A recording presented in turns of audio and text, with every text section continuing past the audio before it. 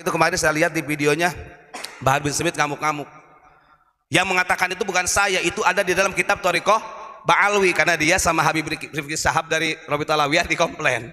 Kami aja dari Robito Alawiyah itu merinding mendengarnya itu. Kok bisa-bisanya sudah disadarkan kok masih tidak mengindahkan. Nah, akhirnya rame sendiri.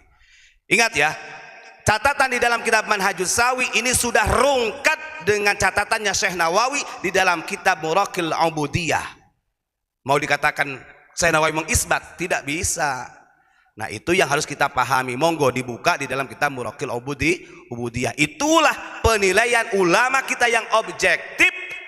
Artinya kemuliaan mau itu keturunan Nabi ataupun tidak, masing-masingnya mempunyai keistimewaan. Kalau keturunan Nabi ada keistimewaannya secara zat, gitu kan, atau genetika. Ada juga orang bukan keturunan Nabi tapi dia istimewa, dia ini mulia karena dia punya keilmuan.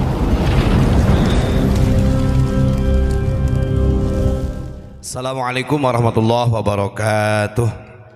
Alhamdulillah, pada malam hari ini, karena ini juga masih ramai ada pembelaan mengenai tentang satu Habib lebih utama daripada 70 kiai yang dinisbatkan kepada kitab Manhajus Sawi. Ini saya hanya ingin memberikan pencerahan untuk orang-orang yang memang belajar ilmu yang betul-betul, karena perkataan itu walaupun tertulis dalam kitab Manhajus Sawi, karena Manhajus Sawi ini adalah referensi kitabnya Ba'alwi, itu sudah dipatahkan oleh Syekh Nawawi Banten di dalam kitab Muraqil Ubudiyah.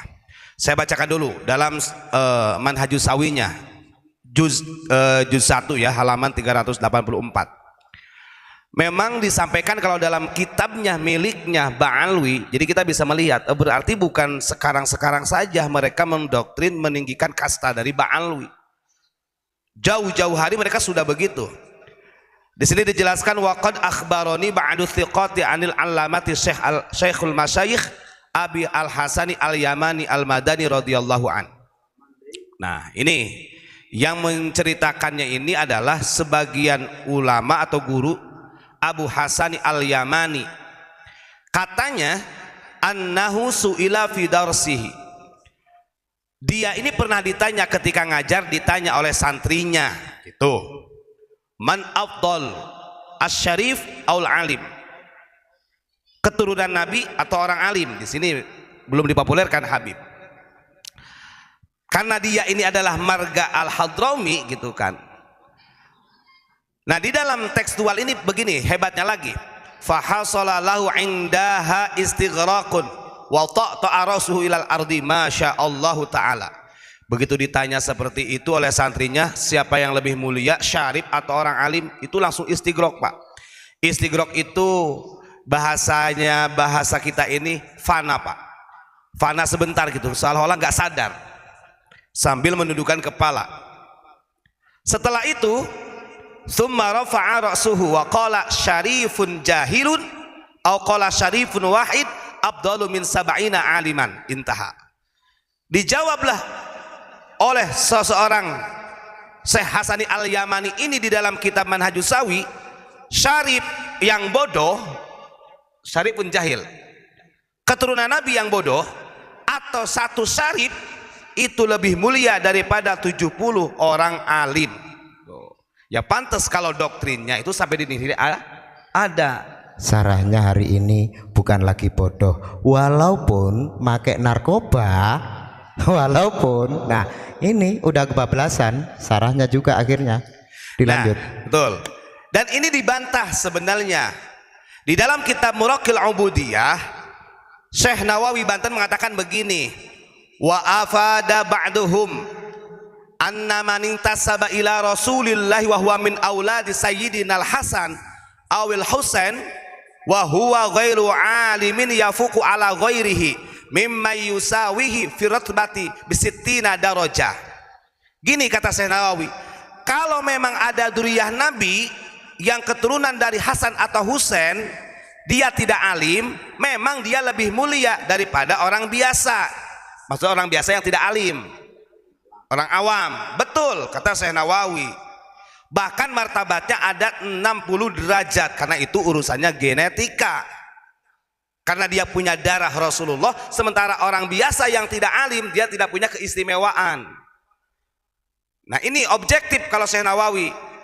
Lalu bagaimana wa annal alima alladzi lam yunsabu ilaihi yafuqu ala ghairil alim mimman intasaba ilaihi bi sittina darajah. Terus kemudian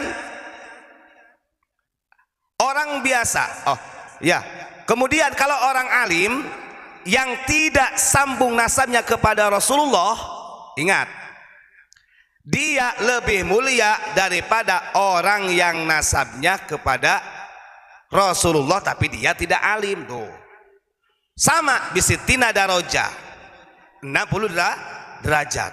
Nah, ini objektif.